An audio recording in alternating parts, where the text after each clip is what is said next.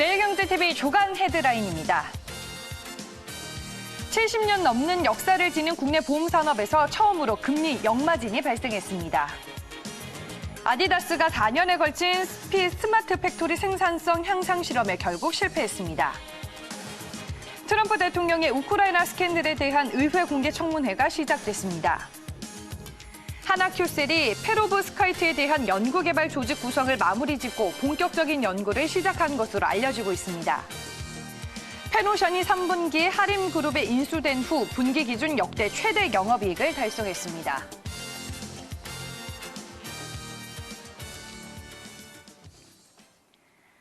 네, 먼저 헤드라인으로 만나본 기사들 오늘 매일경제 주간 브리핑을 통해서 하나씩 살펴보겠습니다. 오늘 이 시간에는 이종근 시사평론가와 함께할게요. 안녕하세요. 안녕하십니까? 네, 11월 14일 목요일입니다. 매일경제신문에 실린 기사들 위주로 경제 이슈들 정리를 해보겠습니다. 먼저 첫 번째 기사는 매일경제신문 1면에 실려있는 기사입니다. 네, 기사 제목 함께 볼게요. 네, 한국의 보험업 70년 만에 첫 역마진 쇼크라는 기사가 실려 있습니다. 기사 내용을 보시면요. 70년 넘는 역사를 지닌 국내 보험 산업에서 처음으로 금리 역마진이 발생했다라는 내용이 담겨져 있습니다. 이 저금리의 공포가 보험업계에서도 나타나고 있습니다. 지금 보험업계는 저금리로 운용 수익률이 떨어진 가운데 과거 고금리에 판매한 보험 계약에 발목이 잡혔다고 합니다. 국내 보험업계 금리 역마진이 발생했다라는 게 오늘 매일경제신문 1면에 실려 있습니다. 여기에서 이제 역마진이라는 거는 뭘 의미하는 건가요? 네, 보험업은 고객들로부터 돈을 받아서 그 돈을 불린 다음에 다시 고객들에게 돌려주는 그런 금융산업입니다. 그런데 문제는 고객들에게 받은 돈을 불리는데 그 불리는 돈의 그 전체 액수보다 고객들에게 돌려줘야 되는 돈의 액수가 더 커질 때는 그 손실폭이 커지지 않겠습니까? 네. 바로 이자율의 격차로 발생하는 금융상품의 금융기관의 손실폭을 역마진이라고 부르는데 문제는 여기에 있습니다. 2000년 3월 이전에 보험 가격 자유화 이전에는 고금리 확정 상품이 많았어요. 6.5%에서 9%대의 고금리 확정해서 그 고금리의 이 상품들을 주로 판매했는데 지금 그렇게 팔았던 고금리 5% 이상대의 고금리 상품들이 현재 전체 상품에서 25% 정도를 차지하고 있거든요. 문제는 저금리입니다. 지금 저금리 시대에서 안정적인 어떤 이 투자처로 꼽았던 국공채 수익률이 굉장히 낮아지고 있는 거예요. 그러니까 보험사가 지금 벌어들이는 어떤 그 전체적인 수익보다 고금리 상품, 2000년 3월 이전의 고금리 상품에서 고객들에게 돌려줘야 되는 돈이 더 커지기 시작했다. 바로 역마진이 발생했다. 이렇게 표현할 수가 있겠고요. 이미 우려는 굉장히 많이 했었어요. 네. 올 초부터도 역마진이 발생할 것 같다. 대응책을 세워야 되겠다. 이런 기사는 굉장히 많이 쏟아졌는데 문제는 이제 6월 말 기준 이렇게 그 결과를 봤더니 드디어 마침내 끝내 역마진이 발생했더라라는 것이 이 기사의 핵심입니다. 네, 보험업계의 역마진 현상 우려가 결국에는 현실이 됐습니다. 전일 국내 증시 안에서 보험주들의 주가 분위기는 어땠는지 확인을 해볼게요. 올 한 해 보험주들 정말 힘든 시간을 보냈습니다. 주가가 지속적으로 우하향 추세를 그렸지만 최근에 조금씩 반등하는 움직임들이 포착됐었는데요. 전일 전체적으로 약세로 마감이 됐습니다. 삼성생명이 1%대로 밀렸고요. 메리츠화재와 오렌지라이프가 동반 2%대 내림세를 보여줬습니다. 삼성화재는 전거래일보다 3.19% 하락한 22만 7,500원에 마감이 됐습니다. 그렇다면 업계와 금융당국은 이 보험업계의 역마진 쇼크에 앞으로 어떻게 대응해 나가겠다는 방침인가요? 네, 일단 생보사들은 자구책을 지금 마련하고 있습니다. 삼성생명 같은 경우는 부동산 전문 자산운용을 설립한다든지 또 교보생명 대체투자 전문 자산운용사를 지금 운영하고 있다든지 그런데 문제는 자구책으로는 사실 한계가 있다. 즉 금융당국이 적극적으로 지금 대책을 선도해 줘야 된다라는 게 이제 보험업계의 이야기인데요.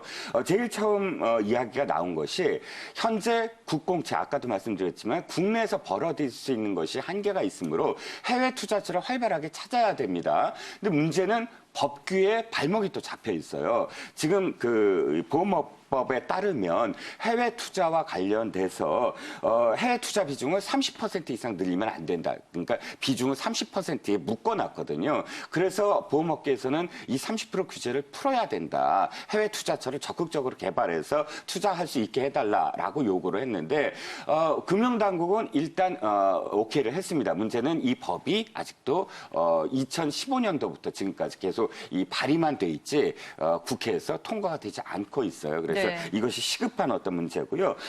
또 하나가 이제 금융재보험입니다. 금융보험사들이 이렇게 고금리 상품들에서 발목이 묶였을 때 그것을 재보험사에 다시 이제 판매를 하고 재보험사는 다시 해외 투자은행에 그것을 넘기면서 리스크를 해지할 수가 있는데 금융당국이 드디어 이제 이 금융재보험 그러니까 이 재보험사를 하기 위해서 어떻게 해야 될까 하고 규정을 지금 들여다보고 있습니다. 좀 더 발빠르게 이 재보험 관련해서도 이 실제로 운용할 수 있도록 해주는 것이 금융당국의 어떤 역할이 아닐까 싶습니다. 네, 알겠습니다. 개선 체계에 또 필요해 보이는 시점인 것 같습니다. 다음은 매일경제신문 이면으로 가보겠습니다. 네, 기사 제목부터 확인해 볼게요. 아디다스 독일 스마트 공장 4년 실험 접고 다시 중국행이라는 기사 제목입니다. 기사 내용도 확인해 볼게요.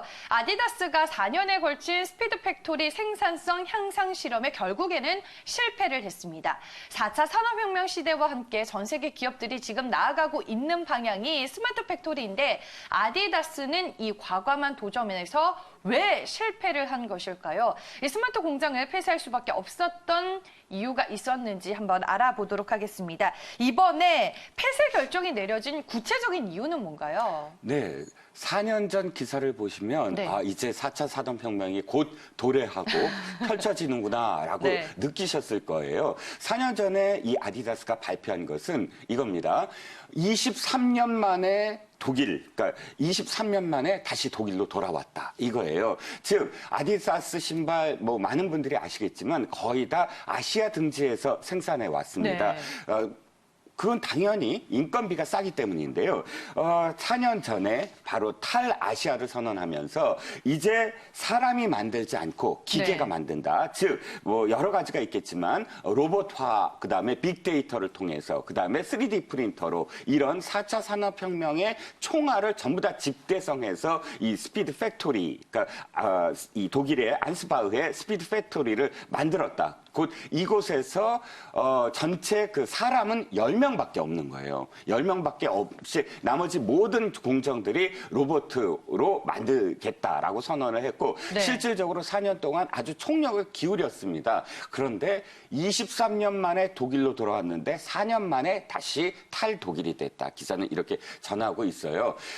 문제는 이거였습니다. 즉 가장 큰 문제는 3D 프린터에 있었다라고 보는데요. 3D 프린터가 사실 굉장히 정밀한 공정이다라고 자랑을 해왔는데 실제로 대량 생산은 못 해냈다라는 것이죠. 즉 대량 생산과 정밀 공정 이 두 가지가 합쳐져야 전체적으로 스피드 팩토리의 어떤 성패를 좌우할 수가 있었는데 2018년에 아디다스가 생산한 신발의 총 켤레는 4억 켤레였습니다. 그런데 독일 회사와 그다음에 미국 애틀랜타에도 2017년부터 이제 스피드 팩토리를 만들었거든요. 이 독일 안스바흐와 미국 애틀랜타의 두 공장에서 생산해낸 이 신발의 켤레 수가 고작 100만 켤레에 불과했다는 겁니다. 네. 4년 동안 총력을 기울였음에도 불구하고 대량 생산에 실패했다라는 것이 이번에 이 두 곳의 이 스피드 팩토리를 접게 된 결정적인 요인이었다라고 지금 신문들은 분석하고 있습니다. 한편으로는 아직까지 로봇이나 기계가 사람을 못 따라가는 걸 수도 있나요? 사람 손을 못 따라간다라고 지금 기사는 표현하고 있지만 네. 저는 개인적으로 이렇게 생각을 합니다. 지금 4차 산업혁명이잖아요. 근데 1차 산업혁명이나 2차 산업혁명 시기를 돌아보면 네. 1, 2년 만에 산업혁명이 모두 다 이루어지진 않았다는 거예요. 즉 우리가 큰 역사상 산업혁명의 분기점이 돼서 실질적으로 상용화되고 실생활에 그것이 시장에 영향을 준 건 진짜 십수년 또는 수년 동안 계속 쌓아온 그 기술들이 이제 펼쳐졌다는 것인데 고작 4년 동안 우리는 지켜봤을 뿐이다. 즉 4년 네. 동안 아주 막대한 양의 빅데이터가 또 쌓여지지 않았느냐라는 것이고요. 이 빅데이터는 즉 좀 전에 말씀드렸던 3D 프린터, 4D 프린터의 한계만 극복하면 어마어마한 속도로 다시 우리에게 4차 산업혁명을 펼칠 수 있는 그런 이 노하우를 축적했다. 즉 이번의 실패가 아니라 하나의 과정이었다라고 모두들 바라보고 있는 것입니다. 네, 알겠습니다. 뭐 실패가 진정한 실패가 아니라 또 다른 기회가 될 것 같은데 뭐 4년 전부터 이미 아디다스는 4차 산업혁명을 선도하겠다라는 포부를 밝힌 거잖아요. 네. 앞으로 이제 행보는 우리가 어떻게 전망을 해볼 수 있을까요? 네, 지금 아디다스만이 아니라 스마트 팩토리를 준비하는 많은 그 제조 기업들이 많습니다. 네. 많이들 지켜보고 있고 또 스마트 팩토리를 하나씩 해가는데 첫 발을 내디뎠기 때문에 그 첫 발의 실패를 모두 다 무엇 때문에 실패했다라고 지금 알고 있거든요. 문제는 지금까지의 어떤 모든 기업들, 예를 들어서 전기라든지 또 전자제품이라든지 첫 번째 발을 들여놓은 기업들이 실패하는 경우는 많습니다. 후발주자가 도리어 선도하는 어떤 기업이 된 경우가 많거든요. 네. 그래서 스마트 기업 또는 스피드 팩토리는 실패하지 않았다라고 제가 이제 아까 말씀드렸지만 도리어 내년 이후, 그러니까 2023년까지를 보통 이제 그 분석가들은 보고 있거든요. 2023년까지 수많은 기업들이 스마트 팩토리를 만들고 또 실패하는 과정들이 축적돼서 2023년 이후에는 그야말로 우리 앞에 4차 산업혁명이 이제는 완전히 뿌리 박았다라고 할 수 있는 그런 어떤 시기, 모멘텀이 되지 않을까라고 전문가들은 분석하고 있죠. 네, 알겠습니다. 아직 뭐 시장 초입 단계라고 볼 수 있을 텐데요. 앞으로 많은 기업들의 변화를 또 한번 기대해 보겠습니다. 매일경제신문 세 번째 기사입니다. 이번에는 국제면인 12면을 들여다보겠습니다. 이 트럼프 대통령의 탄핵과 관련된 기사가 실려 있습니다. 기사 제목은요. 제2 워터게이트 대 마녀 사냥. 이 트럼프 탄핵 본 게임 시작입니다. 기사 내용 확인해 볼게요. 미국 하원 정보위원회가 도널드 트럼프 대통령 탄핵 조사와 관련해 현지 시간 13일 공개 청문회에 막을 올렸습니다. 이 트럼프 대통령이 우크라이나 스캔들에 대한 의회 공개 청문회가 시작이 됐습니다. 이처럼 이제 미국 정치계는 트럼프 대통령의 탄핵 소용돌이에 휘말리게 됐지만 실질적으로 트럼프 대통령이 탄핵으로 물러날 가능성은 여전히 상당히 낮은 것으로 전망이 되고 있는데요. 구체적으로 어떤 상황인지 한번 얘기를 나눠보겠습니다. 민주당과 공화당이 이제 본격 대결 양상을 보이고 있는데 각 당의 전략은 어떤가요? 네, 지금 뭐 창과 방패겠죠. 민주당은 네. 이제 창이고 공화당은 방패, 방어를 해야 되는데 이미 9월 24일 날 펠로시 미 하원 의장이 탄핵을 이제 선언을 한 이후 50여일 동안 예열했다라고 이제 표현을 하고 있습니다. 네. 지금 녹취록들, 그러니까 트럼프 대통령이 우크라이나 대통령과 통화한 내용들의 그 내용들을 하나씩 민주당은 꺼내놨거든요. 50여일 동안. 자, 13일 이제부터 본격적으로 청문회가 열립니다. 청문회가 열리면 많은 증인들이 실제로 나서고 그 증인들을 공개 청문회이기 때문에 아예 미국에서는 생방송으로 전 국민이 그것을 지켜보게 되거든요. 네. 그래서 민주당의 전략은 이겁니다. 처음부터 많은 증인들을 한꺼번에 내세우지 않고 한 사람씩 강도를 높여가면서 주요 증인을 마지막에 등장시켜서 이것을 살라미 전법이다 이렇게 표현하는데 이런 계속 시청률을 높여가면서 국민들의 주목도를 높여나가겠다라는 게 이제 민주당의 전략이고요. 공화당의 전략이라 한다면 트럼프 대통령의 의도, 그러니까 트럼프 대통령이 우크라이나 대통령에게 그 부패 조사를 하라라는 건 굉장히 순수한 의도였다. 정치적인 어떤 대가가 없었다. 그러니까 대통령을 탄핵하려면 그것이 어떤 범죄 행위가 돼야 되는데 범죄 행위가 성립하려면 트럼프 대통령이 우크라이나 대통령에게 무엇인가 대가를 줘야 되거든요. 예를 들어서 정상회담을 들어주겠다든지 혹은 군사 또는 경제적인 원조를 해주겠다든지 이런 대가를 하지 않는 완전히 순수한 의도였다라고 하면서 증인들, 사실 이 증인들이라는 것은 내부 고발자나 마찬가지거든요. 트럼프 대통령의 어떤 청와대에 있는 직원이라든지 혹은 또 다른 정보국에 있는 직원이라든지 이런 사람들은 어차피 지금 청와대가 아니죠. 죄송합니다. 네. 백악관이겠죠. 이 트럼프 대통령 내에 있는 사람들이기 때문에 이 증인들의 의도가 순수하지 않았다. 이 증언들을 탄핵시키려는 어떤 그런 그 전략을 구사해서 이 창과 방패가 팽팽하게 앞으로 맞설 것이다라고 지금 이 기사는 쓰고 있습니다. 네, 미국이 이제 탄핵 정국이 어떻게 펼쳐질지 궁금합니다. 그러면 미국 하원의 탄핵 청문회 절차와 더불어 앞으로 진행 과정 어떻게 전망을 해볼 수 있을까요? 네, 우리나라도 사실 두 번의 탄핵 과정이 있었죠. 그래서 네. 국민들은 시청자분들은 아마도 이제 탄핵하면 헌법재판소를 떠올리실 텐데 미국은 우리와 좀 다릅니다. 헌법재판소가 없어요. 자, 하원이 이렇게 청문회가 끝나면 법사위원회에서 소추안을 본회의에 상정을 합니다. 그럼 하원 본회의에서 표결을 할 텐데요. 지금 하원은 민주당이 과반을 넘고 있습니다. 그래서 하원은 통과될 가능성이 큽니다. 네. 그다음에 이 소추안은 상원으로 넘어갑니다. 그러면 상원이 헌법재판소, 우리나라의 헌법재판소처럼 재판이 열리게 돼요. 그래서 재판장은 누가 되냐면 연방대법원장이 재판장이 됩니다. 그리고 상원 의원들 100명은 배심원이 되는 거예요. 그래서 이제 재판이 열립니다. 재판이 열리고 마지막에는 이 배심원 100명이 투표를 해요. 네. 근데 이 투표가 무기명이 아니라 구두 투표입니다. 구두로 내가 찬성한다, 반대한다를 이야기하는데 처음에 앵커님이 이게 아직도 확률이 낮다라고 보시는 가장 결정적인 이유가 네. 하원은 통과되더라도 상원에서 표결을 했을 때 상원이 과반수를 그러니까 과반이 아닌 3분의 2가 돼야 돼요. 100명 중에 네. 70명 이상이 돼야 되는데 현재 공화당 의석수가 52명이 넘습니다. 그러므로 네. 상원에서는 부결될 가능성이 크다라고 아직까지 전망되고 있는 이유가 바로 거기에 있습니다. 네, 알겠습니다. 트럼프 대통령의 탄핵 가능성이 상당히 낮은 이유에 대해서도 자세하게 설명을 해주셨습니다. 네, 매일경제 조간 브리핑 함께하고 계십니다. 오늘도 관련 경제 기사들 저희가 하나씩 짚어보고 있는데요. 다음은 신문기사 18면으로 가보겠습니다. 네, 기사 제목입니다. 하나큐셀 태양광 초격차 신소재 상용화 시동입니다. 기사 내용 확인을 해볼게요. 네, 하나큐셀이 차세대 태양 전지로 주목을 받고 있는 현재 이 페로브스카이트의 이 상용화의 도전장을 던졌습니다. 이 페로브스카이트는 미래 태양광 전지로 곽광을 받고 있고요. 일단 단가가 상당히 싸다고 합니다. 만약에 상용화가 된다면 태양광 업계 판도가 한순간에 바뀌게 될 텐데요.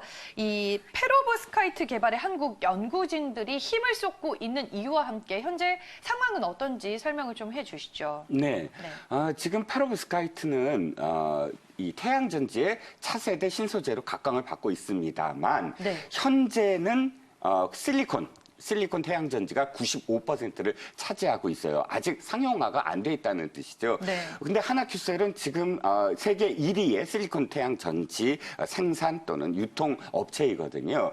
자, 말씀하셨듯이 차세대 페로브스카이트 신소재 개발에 앞장서고 있는 것은 태양전지가 한계가 있기 때문입니다. 태양전지는 사실 이제 차세대 그런 새로운 어떤 그런 이 에너지 개발원이긴 하지만 효율성이 굉장히 낮아요. 그렇기 때문에 고효율의 그 태양전지 이 신소재 개발은 에너지 회사로서는 사활을 건 총력을 기울이는 필수적인 요소네요. 필수적인 어떤 네. 부분이거든요. 그러니까 지금의 실리콘 태양전지보다 고효율의 신소재 개발을 누가 해내느냐가 이제 이 관건이겠는데요. 굉장히 반가운 소식은 이 페로브스카이트, 그러니까 차세대 신소재로서 각광을 받고 있는 이 물질로서의 태양전지 효율화를 우리나라 연구진들이 굉장히 앞장서서 하고 있다는 거예요. 네. 페로브스카이트 자체는 물질에 불과한데 일본에서 처음으로 이것을 태양전지에 한번 이제 적용을 시켜봤고요. 문제는 10년 동안 이 효율을 25%를 달성한 게 우리나라의 화학연구원이 달성을 시킨 겁니다. 비교를 하자면 25% 달성을 실리콘 태양전지는 60년에 걸쳤어요. 60년에 걸쳐서 개발을 네. 해서 바로 그 25%를 달성했지만 10년 만에 25%를 달성했고요. 이 속에서는 성균관대 연구팀이 또 막대한 또 공헌을 했습니다. 2014년도에 액체 전해질 소재에서 고체 전해질 소재로 전환시키는 모멘텀을 바로 성대 연구팀이 이 성과를 냈거든요. 그 4년, 그러니까 2015년에서 이 4년 동안에 그 발전된 것은 어마어마하게 또 이 고효율의 네. 속도를 냈어요. 그래서 이 우리나라 연구진들의 성과를 바로 하나큐셀이 이어가겠다라는 것이 이제 오늘 기사의 초점입니다. 그렇다면은 이 하나큐셀은 R&D 투자에 어떻게 이제 나설 예정인가요, 앞으로? 네, 오늘 기사를 보시면 이제 그 경기도 판교의 미래연구소에 그 R&D 팀을 이제 이 조직을 이제 강화하겠다라는 네. 것이 이제 오늘 기사인데요.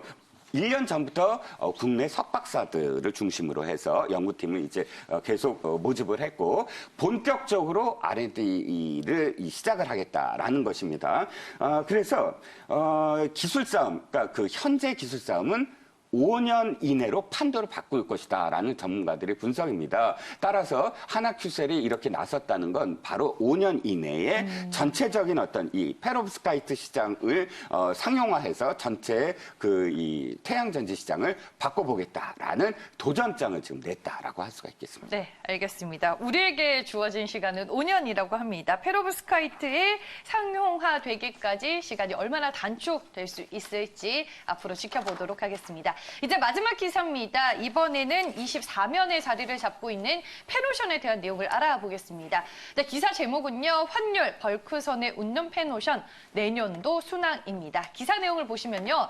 페노션이 3분기에 할인그룹에 인수된 후 분기 기준 역대 최대 영업이익을 달성하게 됐습니다. 벌크선 시장 성수기에 원달러 환율까지 우호적으로 상승을 하면서 올해 3분기 실적이 개선이 됐습니다. 이 페노션이 2015년 이후로 최대 분기 영업이익을 달성하게 됐는데 구체적인 내용부터 정리를 해주시죠. 네, 3분기 영업 실적이 634억입니다. 영업이익으로는 23분기 연속 흑자예요. 23분기 연속 흑자는 굉장히 중요한 그런 이 숫자일 텐데 네. 2015년도에 하림이 이 페노션을 인수한 이후에 2년 만에 빚을 다 갚았다라는 기록이 있습니다. 네. 승자의 저주는 없었다. 당시 기사의 제목인데요.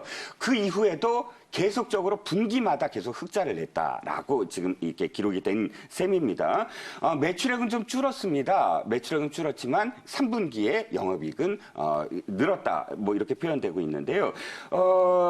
이 철광석 그리고 석탄, 이것은 이제 건화물이라고 표현하는데요. 건화물 시황을 이렇게 보여주는 발틱 운임 지수라고 있습니다. BDI, 즉 이 운임 선사는 두 가지로 나눌 수가 있는데 벌크선과 컨테이너선입니다. 근데 이 벌크선을 나타내주는 벌크선의 이 시황을 나타내주는 BDI가 굉장히 높아지고 있다라는 것이 2분기의 이 전망이었어요. 그래서 3분기에는 그것이 이제 적용될 것이다라는 게 이 전망이었는데 바로 그 BDI의 이 지수가 이번 3분기에 적용이 됐다라고 할 수가 있어요. 그래서 현재 앞으로도 계속 이 호황은 이어질 것이다라고 지금 분석하고 있습니다. 네, 알겠습니다. 국내 증시 안에서 페노션의 전일 주가 분위기를 확인해 보겠습니다. 이번 3분기 실적은 지난 11월 12일에 장중에 발표가 됐습니다. 호실적에도 불구하고 주가가 크게 반응하지는 않았습니다. 수급 측면에서는 외국인들의 매수세가 상당히 호의적이고요.